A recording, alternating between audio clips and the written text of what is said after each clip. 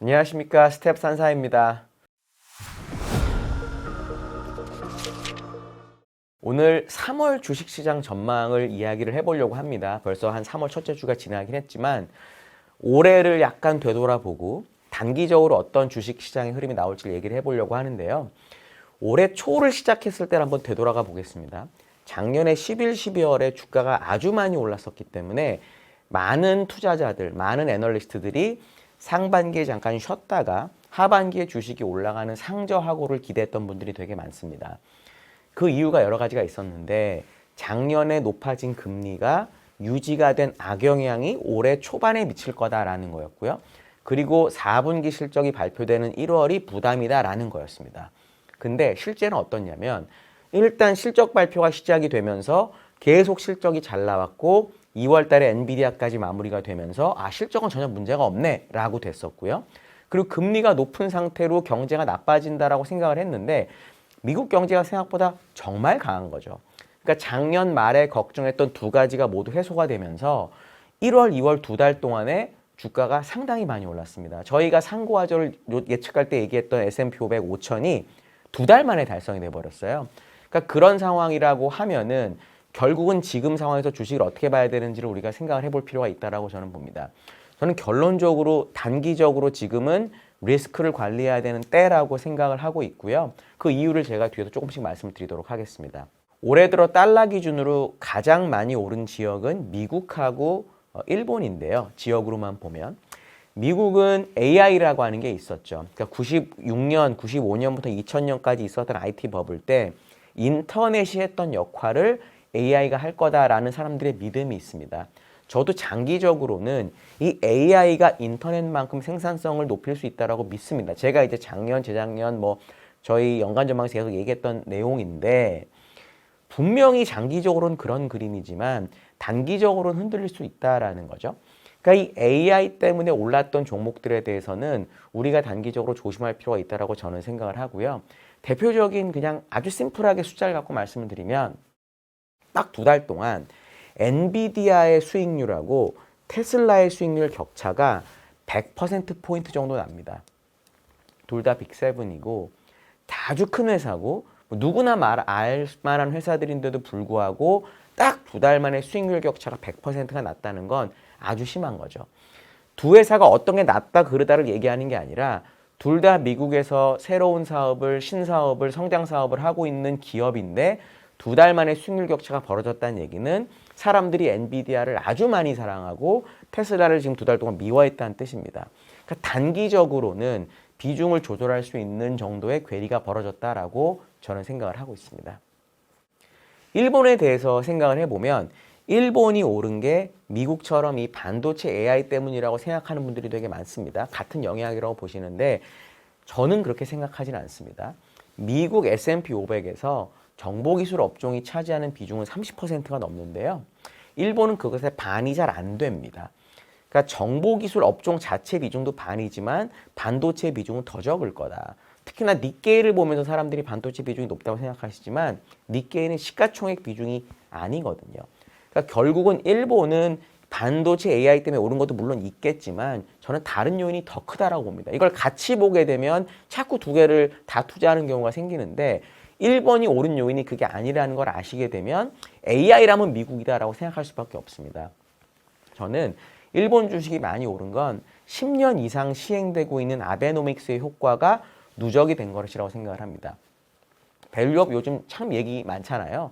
이 밸류업이 최근에 일본에서 진행됐다라고 아시는 분들이 되게 많지만 사실은 2012년 말에 아베가 이제 처음으로 들어와서 아베노믹스를 할 때 세 가지 화살 중에 하나였습니다. 구조개혁이라고 하는 부분에 포함이 돼 있었던 거고요. 그러니까 밸류업이나 반도체만으로 이렇게 올랐다고 말하기는 어렵습니다. 나머지 두 개 화살이 뭐였냐? 하나는 통화를 푸는 거고요. 하나는 재정을 막 쓰고 이렇게 주식을 부양하고 이런 것이었습니다. 우리나라를 일본이랑 비교를 하는 경우가 되게 많은데 우리나라가 비교되는 경우를 보면 밸류업만 되면 주식이 오를 거라고 생각하는 분들이 많습니다. 저는 밸류업이 매우 긍정적인 요소라고 생각을 하지만 일본이 2012년에 처음 아베노믹스를 시작할 때랑 지금이랑 얼마나 통화나 이런 완화적인 정책을 썼는지를 대번에 알 수 있는 지표가 일본의 환율, 엔 환율이 80이었다가 지금 150을 넘었습니다. 그러니까 그 정도로 엔화를 절하시키는 노력을 10년 동안 일본이 했다라는 거거든요. 우리나라로 치면 지금 환율이 1,300원대잖아요. 이게 2,500원 정도가 된다라는 뜻입니다.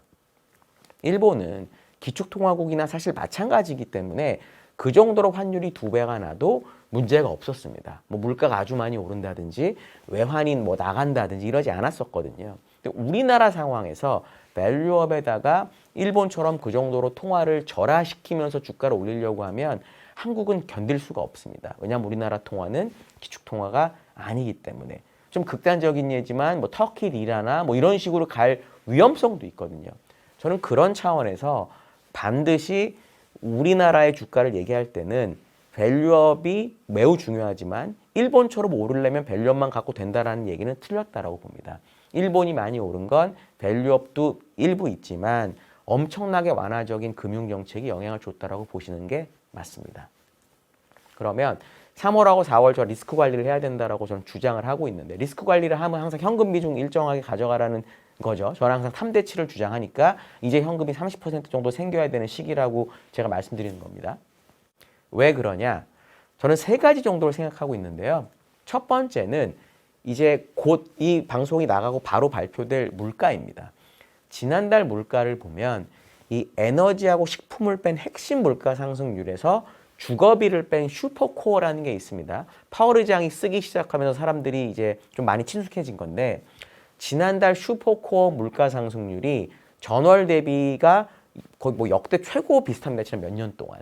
그러니까 우리는 지금까지는 유가가 내려오고 주거비가 잡히면 물가가 잡힌다고 생각을 했는데 주거비도 빼고 에너지도 빼고 식료품 가격도 뺀 슈퍼코어가 올라갔다는 얘기는 미국 안에 기타 서비스 비용이 아직 되게 높다라는 거거든요.